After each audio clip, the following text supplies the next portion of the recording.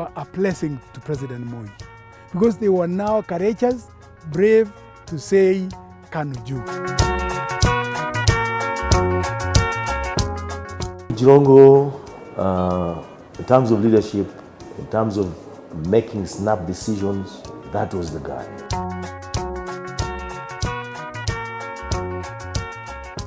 There was nothing peculiar about Sam Nyamweya. It is only that he was a shrewd person.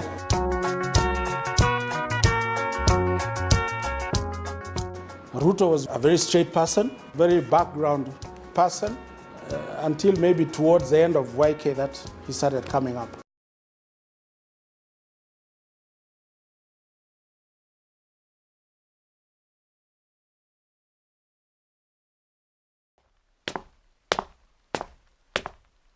More than 2 decades later, YK92 remains a thrilling topic, especially for Kenyans old enough to remember the once famous political initials. Sena mbili nilikuwa ndio nimemaliza tu shule na kukawa na kitu ambayo ilikuwa inaitwa YK92.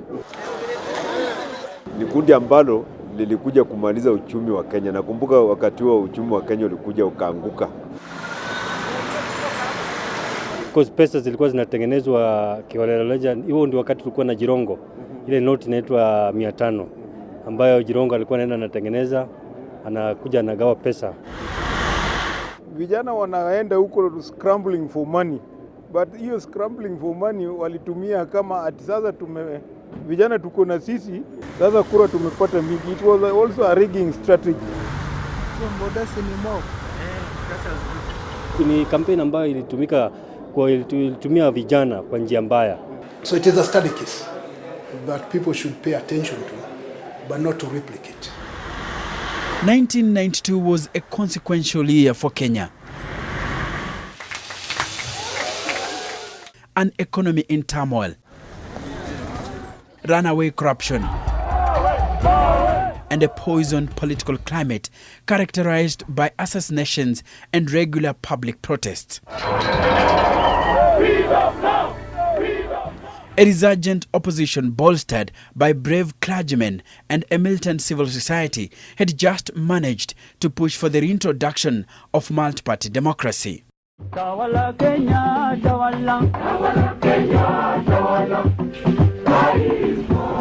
The ruling party KANU and its leader, the then President Daniel Arap Moi, was besieged with the prospect of losing the general election looking real by the day. It was against this backdrop that a group of youthful associates met over a drink and an idea was born. It was on the 5th of January 1992 that 5 friends met at Nairobi's Boulevard Hotel for a drink. In attendance, Fred Kiptanui, Sami Kogo, Victor Kebenei, Joe Mwangale and Joakim Kung, a close confidant of President Moi's son, Gideon Moi. The drink would later turn out the political equivalent of a life-saving drip.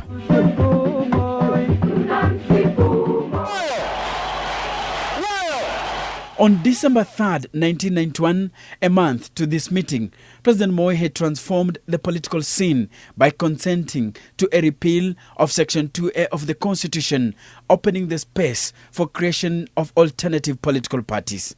Kitu mimi nauliza nyinyi leo, ili tuone hawa walio katika siasa, wale walio watumishi wa serikali, sisi tuseme kwamba tufungue, tuondoe ile section ya katiba ya Kenya ya 2A.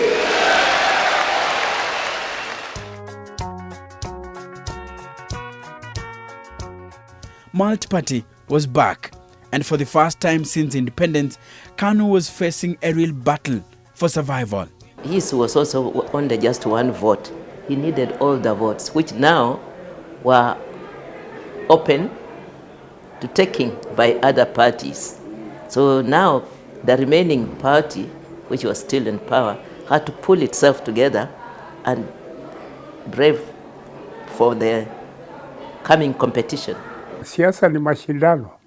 Kwa hivyo ilikuwa mashindano kiasi kukubalia iingie.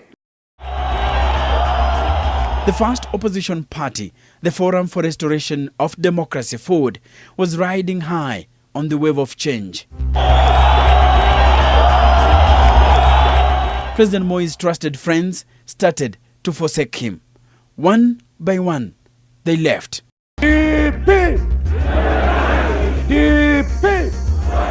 But it was the resignation of Mwai Kibaki, the then Minister for Health, on Christmas Day in 1991 that sent shockwaves across the country.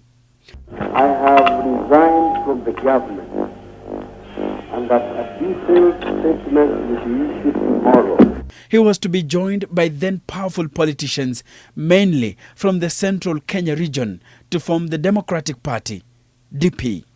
Now forward! But it was FORD that provided the real challenge.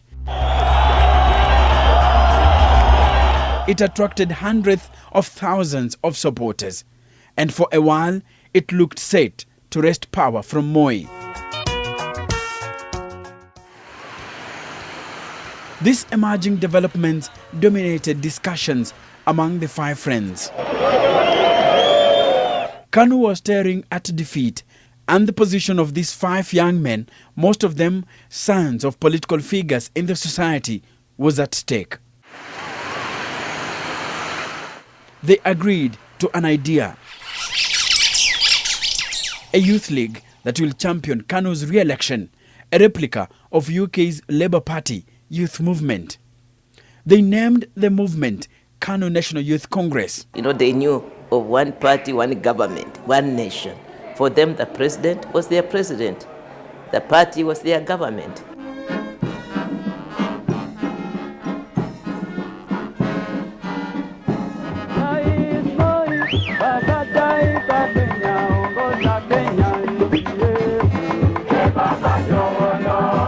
That afternoon, 32-year-old Cyrus Jirongo, who was a mutual friend, was proposed to lead the new movement. The lobby group I led in 92 was just 23 young men, business people. One thing is, for you to qualify, you must have your own money. It was not a begging team. There are people who are in business. We were not a huge team as people would want to imagine. We were only 23 of us. KANU was in problems and the opposition was getting stronger. And, they needed an organization of young people like us to make sure that we help the party. Word about the new outfit spread quickly, and in the meeting that followed, sons of top political leaders were in attendance. They included President Moi's children, Gideon, Jonathan and June, as well as Kiprono Kitoni, their cousin and son of then Maendeleo ya Wanawake chairlady, Zipporah Kitoni. It was at this meeting that YK92 was born. As young people and persons from families that were in KANU, what they used to call traditionally KANU communities, said, no, we can't let Mzee be embarrassed like this. I joined YK92 by virtue of I was the personal assistant to PWOD. And when we heard that there was meetings here and there, then I requested that maybe I can join them. And that is when I approached Jirongo, and he told me, come and they put for me a position. At the time, I was teaching. I was a lecturer in Utalii College. And I was given a call by a friend who was at the secretariat. He told me, Patrick, it is important that you come, we meet, and there is a movement that we are coming up with. So I went to the office at KICC, and I found a guy called Olympia Luceno, who works in Sudan, in Dubai currently. And there was also another young man called William Ruto, who happens to be our deputy president today. They welcomed me, and they told me they are aware that I was a lecturer in Utalii, and they told me they had set up structures to group support. So I was identified as someone who could be in that team to consolidate support from tertiary institutions. At this time, the fabric that held the opposition together had started to tear. na hiyo ndio chitaka letu. Apart from DP eating into the opposition bloc, Ford, the once indomitable party that shook the nation, split into two. Ford Kenya, led by Jaramogi Oginga Odinga, and Ford Asili, led by Kenneth Matiba.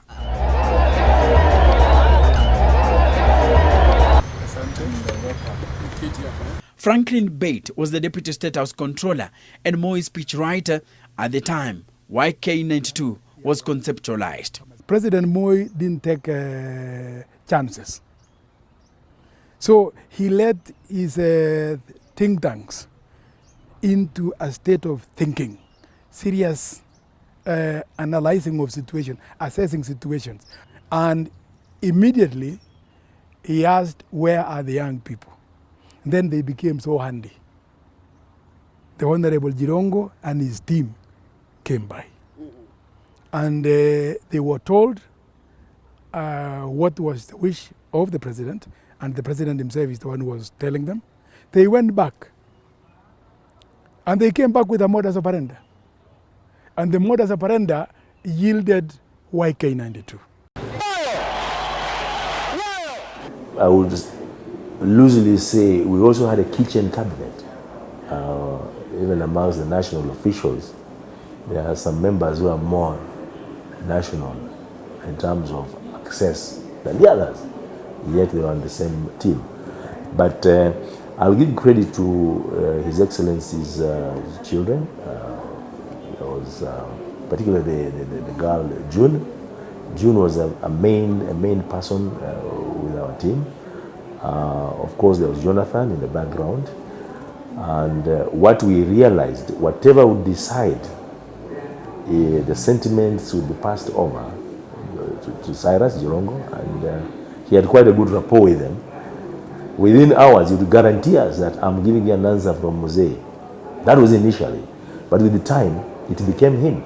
He's the one who now had the direct access to His Excellency then. They were a structured team.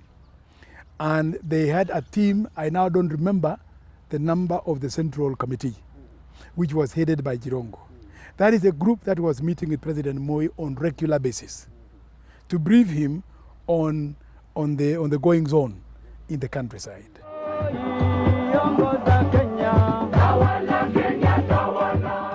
In that structured manner, the key man was Cyrus Jirongo. That was the key man. That was the man who Moi could call even alone and tell him A, B, C, D about what to do with his team. Late 1991, June Moi organized the initial meeting between the group and President Moi. The meeting took place at his home in Cabinet Gardens, Nairobi. YK92 was later officially launched on March 4th, 1992 at the Nyayo National Stadium.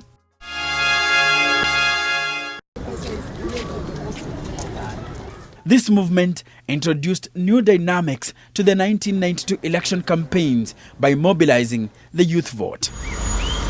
We had a very short-term plan, and that plan was KANU win. At this time, if I may say, and I dare say so, not many of KANU politicians were had the courage to stand for KANU. Not one of them. So it was only Moi talking KANU.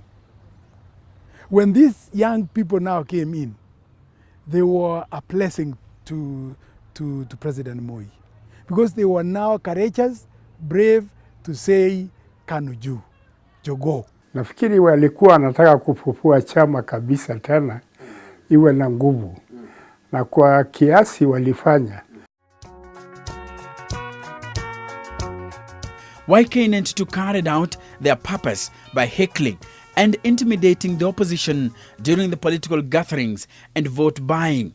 They warned opposition chiefs against campaigning in the rural areas of Kenya, or what they called KANU zones. When you are having a competitor, you try all means to outwing the other. So I could say, as much as they had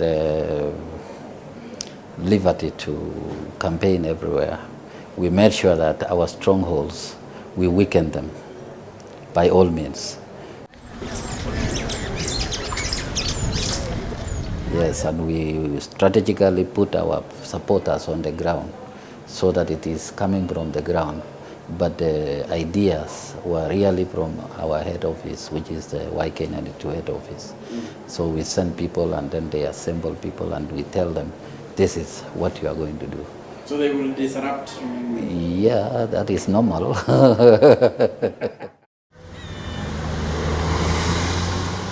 They were working for a boss.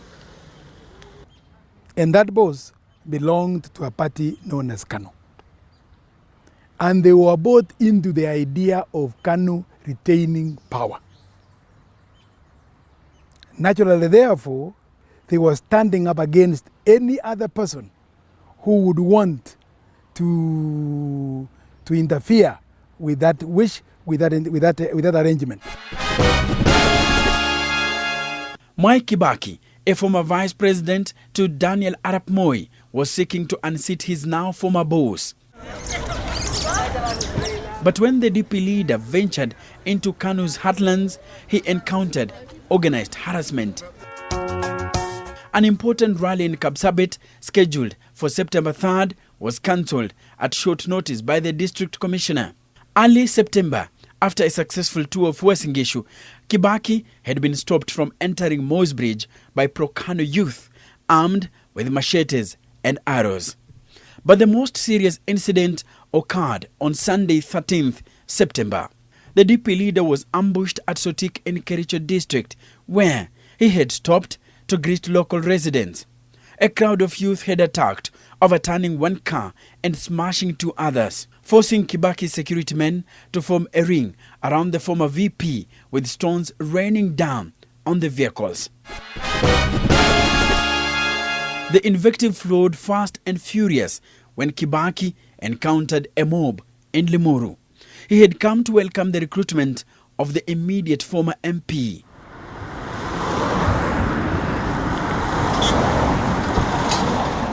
Kibaki charged that this was an orchestration of the YK92, which was instilling a culture of violence.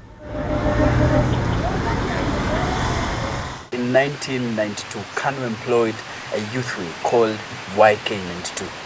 What do you remember about this group? I remember when really the YK92 came into the fore, having meetings, let's say in Kamukunji, became a big problem.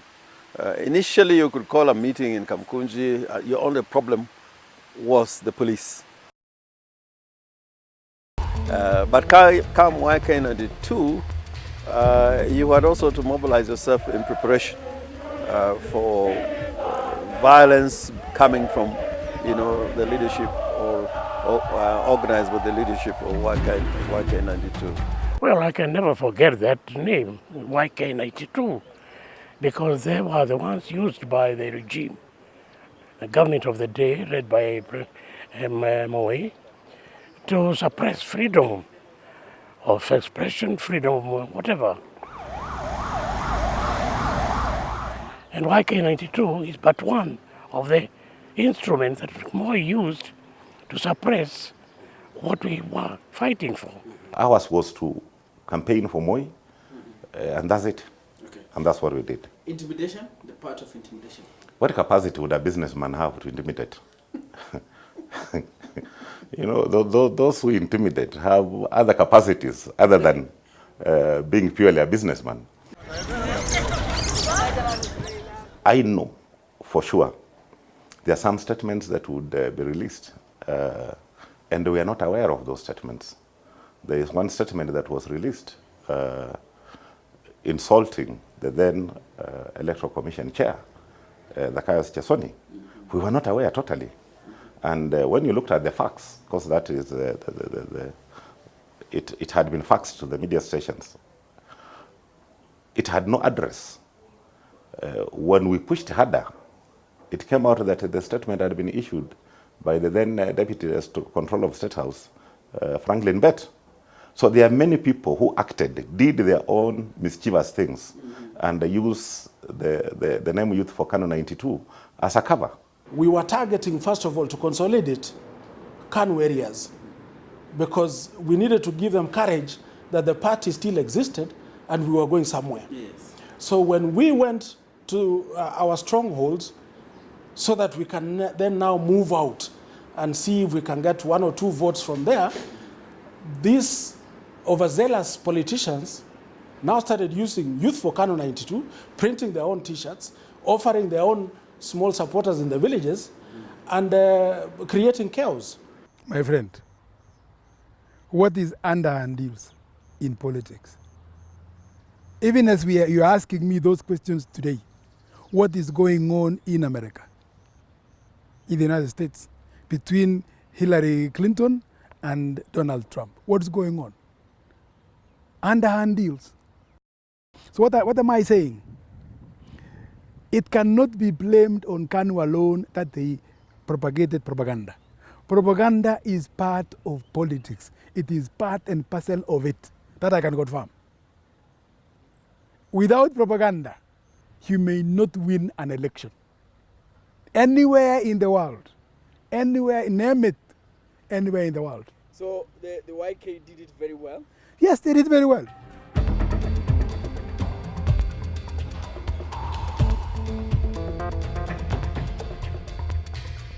And propaganda was played hard. We approached also the stalwarts, particularly the senior Odinga, and that was actually the peon of the opposition, or the father of the opposition.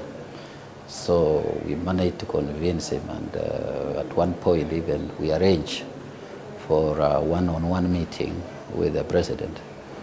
And of course, when we discussed with him, he accepted that he will want to meet the president, but in secrecy. So we arranged when the president was in Eldoret. Then we were supposed to we hired an helicopter from Wilson Airport. So while we were arranging now to airlift him, I think the word leaked. And somebody leaked it to the press that Odinga was going to meet the president. So when that word leaked, then he rescinded the invitation, and of course it worked, because at one point now the opposition, when they were sitting, they were accusing one another. So you wanted to go and eat ugali and what have you. Kigen says they even managed to put some of the opposition leaders on their payroll. The only person we didn't manage to get was Raila Odinga. But the rest of the people, Shukugu, Wamalwa, and quite a number of others who are not very senior, to be part of our agents inside there, because we were handling and we were supporting them. And in fact, even Wamalwa, we were paying his house. And we moved him to a very good place, and we told him to be settled so that now when he's talking, he's fitting us in the evening, whatever it is going on. At that point also, we were using the same information we are getting that they were planning to now come out into the air. Why did you fail to get Raila Odinga? He was a little bit cunning.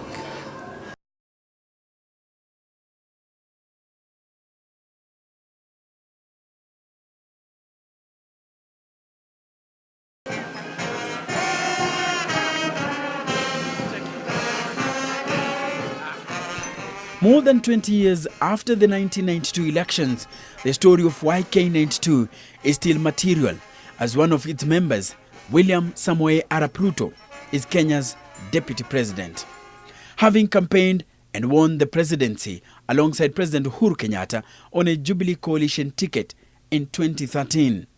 Today, the DP and Jirongo are political foes and have been engaged in a political spat occasioned by the assassination of businessman Jacob Juma.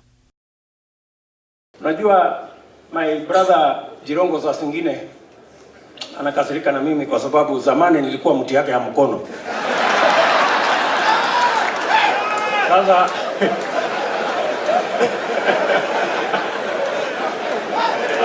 anakasirika na mimi sasa, anaona huyu ambaye alikuwa mtu yangu ya mkono alipitia wapi hapa mpaka aka. Lakini unajua my friend, ni kujipanga na nilikwambia. I told you. Mimi sikatai, nilikuwa mtu yako ya mkono, lakini sasa unanikasirikia ya nini? Na sasa hii ni maneno ya Mungu. Would you be jealous for William Ruto, you yourself? Would you want to go to Hague, go through the problems he's gone through? My thinking about leadership is totally different. His thinking is totally different. And leadership is about honor. You work hard to get honor. Aged 25, Ruto was fresh from the university when he was drafted into the YK team. William Ruto was just a young man who I think he had not even finished university. And I think along the way he cleared within the year. So he went to KANU office where Julia was, and he managed to stick around there. And then all of a sudden, he was now, once in a while, he was joining the meetings of KANU, youth for KANU, and so on. But he was just somebody. Yeah, he had no job, he had nothing. He was just a student who was looking for a job. They were the University of Nairobi sub-branch. You know, at that time we had universities sub-branches. And they were brought to KANU headquarters by the Vice Chancellor, Professor Mbithi, at that time. And we had a very good working relationship with university sub-branches. And he was part of that sub-branch. And he came to our office to also do what you say today, internship. And a very good organizer. He was in the secretariat. He did most of the paperwork. You know, most of the YK people preferred to be out there in the field. Before we established his eloquence in addressing national rallies or any rally outside, he was a very focused office person. In the initial stages, because we are running out of time, we split. We had so many rallies to address at any one time in the whole country. I remember there was a group that went to Eldama Ravine. And that group was given His Excellency the Deputy President as a principal speaker. And some people were even skeptical about whether he could manage it. He was a very quiet, polished, soft man. But when he got the microphone in Ravine, I mean, we were all surprised about his prowess, his oratory skills, and his capacity to captivate the crowds, both in his local language and also in Kiswahili. You rarely find people from his region who talk in that kind of Kiswahili. He has a mastery of that. And then his English was perfect, thanks to his academic background and exposure. We realized this man must always be in the rallies, and particularly when you're in that territory where the dialect, local dialect, was key. The group is alleged to have played role of a conduit by the Moi regime to siphon public money. KANU devised multiple strategies to win the election. One was to print money to buy voters. Issues of corruption and issues of governance, they were very much part of the political discussion at that time. And we were trying to mobilize the country around those issues and to ensure that the imperial rule under the KANU as a national party and the only party at the time was brought to an end. And then comes YK92, and the thing that they were selling was money. They had loads of cash, mobilized young people on the basis of what they were offering at any one meeting, or trying to buy, leaders, sometimes not even youth leaders, but even other people in the leadership. But the currency was not ideas. It was just trading on cash. Okay. And I think it has had an impact in our politics. And money becomes such an important factor in modern day Kenya politics. It's believed businessman Kamlesh Patni donated over 11.2 billion shillings through his company, Goldenback International. The other source of funding was the National Social Security Fund, NSSF. The NSSF will use money invested by workers to buy property at inflated prices, especially those previously owned by politicians. Unajua ukiwa na pesa hutaki kusema ati ulipewa na fulani au nini. Sijui sana.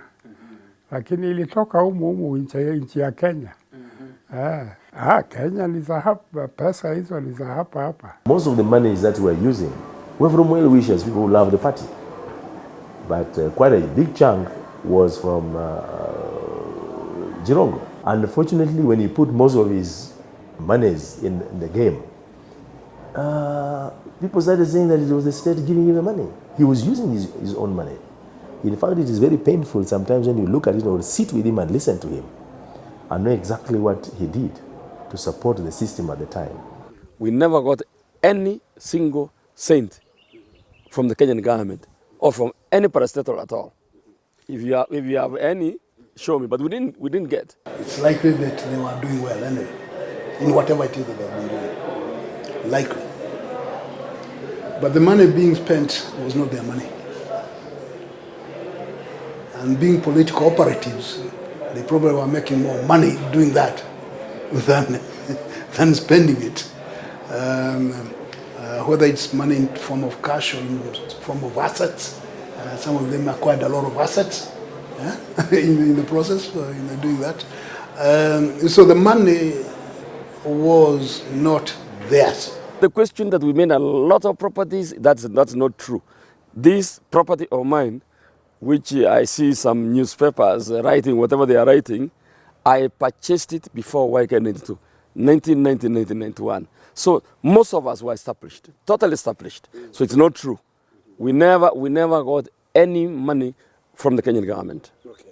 In an election, somebody has got to get money from some source. I don't know how the money was coordinated. I don't want to indulge in an issue which I am not proficient.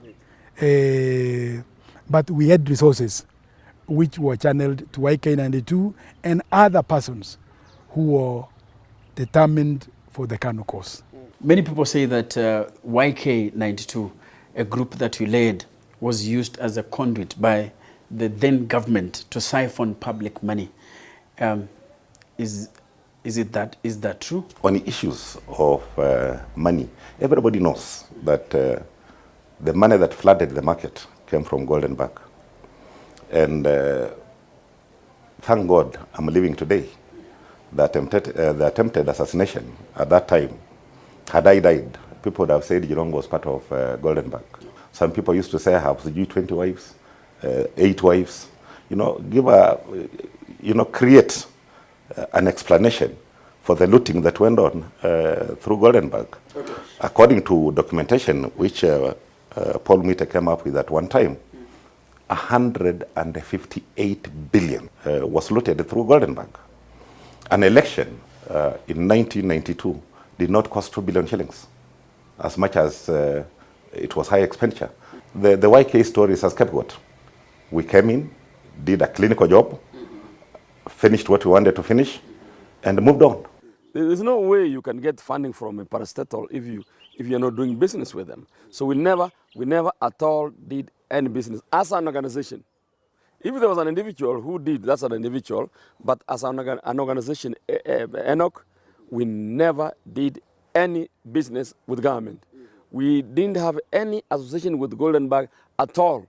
On November 12, 1992, the Daily Nation unearthed how NSSF had purchased 2 properties at 1.2 billion shillings from Sololo Outlets, a company associated with Cyrus Jirongo. The estimated value of the properties at the time was 66 million shillings. The remaining 1.13 billion shillings went to KANU's campaign kitty. Sololo Outlets Limited built Hazina Estate. You can go there and see it. 560 housing units. At that time, if you had sold a unit at 3 million shillings, it would have been 1.8 billion. Now, the agreed price for for that estate was 1.2 billion. Only 960 million was paid. Now, divide that by 560 housing units. And that's not the only estate I did. I did Saika Estate, I did Kemri Estate, and I was already in business, doing business. If somebody told me that you are given land in South B for free, given money for free to build, it would not make sense. And as in estate, my borrowing was 300 million from Post Bank. If you are in business and you cannot go to a bank and borrow money and do work, then I'll show you the thief.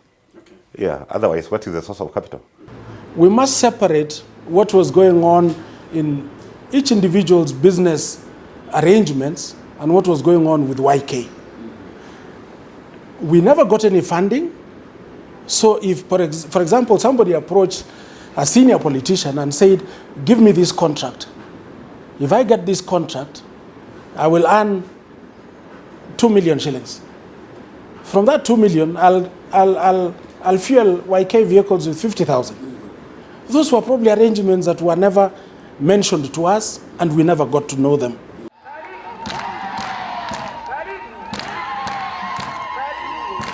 As the country geared towards the 1992 elections, YK92 was on its deathbed as a result of an onslaught against it by KANU's old guard. November 1992, Chairman Cyrus Jirongo suspended the group's treasurer Sam Nyamweya for interfering in KANU nominations in Kisii district, and Vice Chairman Gerald Bomet for seeking the Baringo South parliamentary seat, an end product of an internal battle that had heavily affected the activities of YK92. There are stories that you had a friction between yourself and the treasurer and even your vice chairman.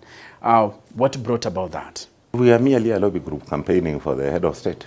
And one of the issues was that if you belong to the 23, you are not going to seek a political seat. And I think one of us decided he wants to seek a political seat, and we had to release him and ensure that he's not part of us.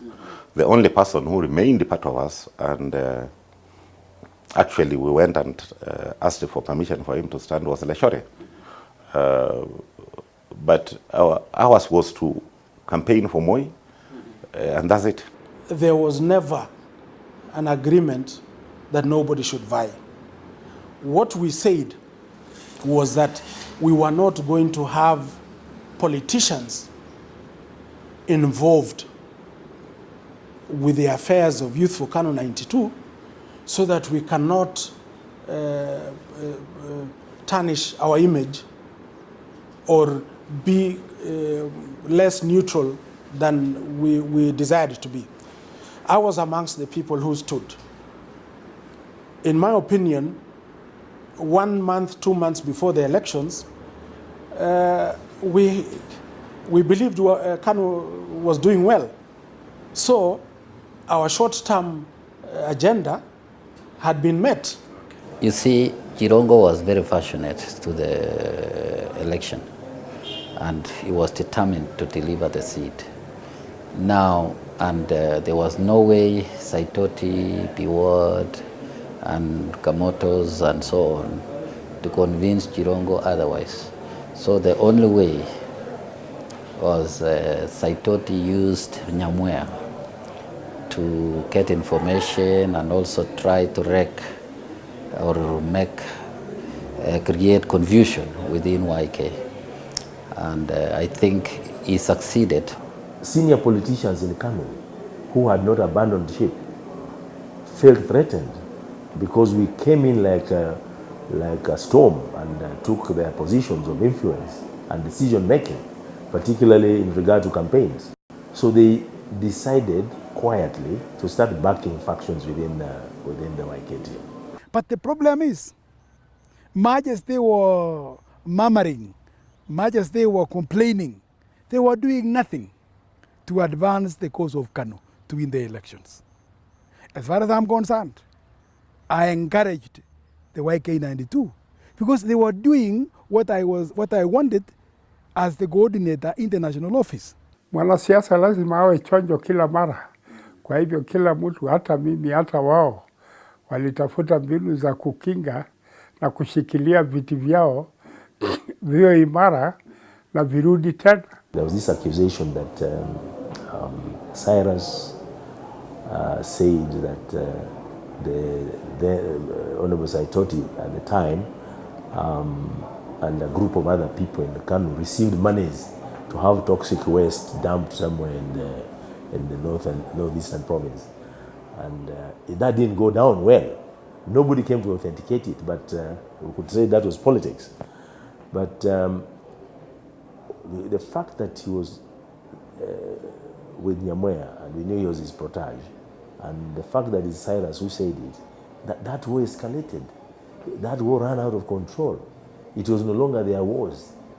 The wars now became super wars. Lakini Saitoti alikuwa karibu peke yake. Mimi wengine kama mimi na nilikuwa karibu, maana natoka katika area yake Masaini, lakini sikumuunga mkono kwa hiyo. Even though Moi rescinded Jirongo's call, a seed of disunity had already been sown. Two factions later emerged, one led by Jirongo and the other by Nyamweya.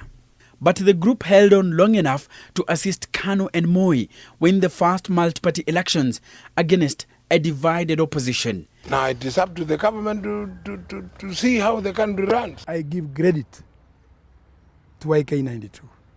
No matter how they did it, no matter the stories said about them, I give them credit because it was won by Kanu. I have heard people say the election was stolen. Well, I was in charge of the national office. I don't remember, and I did not do any plan. I did not engage myself in any arrangement to steal by force, by paying people to steal election. I did not do that. And after clinching power again, President Moi disbanded the group. You cannot allow two bulls in the same boma, in the same compound. This YK92 had established a line of authority, and that line was heading towards the youth mainly. Now, that would be a challenge in terms of administration, because they would be voicing very strongly their views through that particular figurehead. And we were seeing that as kind of very disruptive in terms of fixing up the economy or managing the economy. So that was the main reason. So you had to do away with them and again dissipate them. Alivunja kwa njia yake mwenyewe na hakutaka labda mambo mengi ya ndani ya YK ijulikane. I wanted a younger generation to take over after Moi. We actually had a sitting and agreed that Musalia was going to be his deputy president. The only thing that let Musalia down, he was underage. He was below 35 at that time. And the old constitution required that you should at least be 35 years for you to be a president or deputy president. But our scheme was very simple, that a younger generation takes over power after Moi.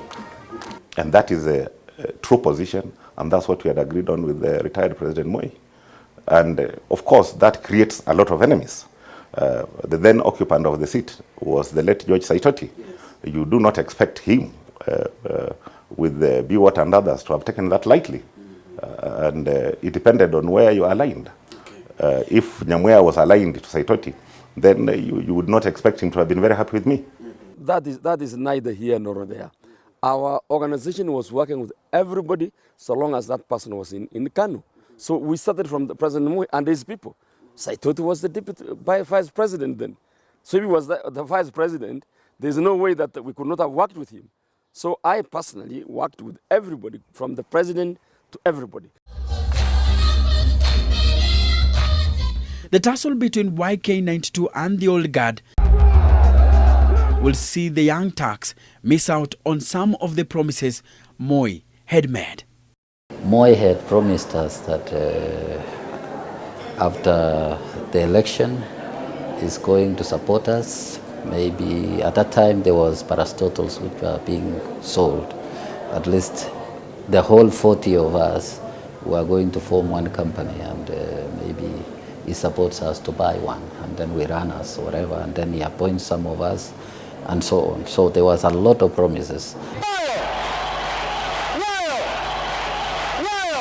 Even when we finished the election, he promised us that maybe each of us, he can support us to start life with 5 million, of which we wrote, and it was taken to State House.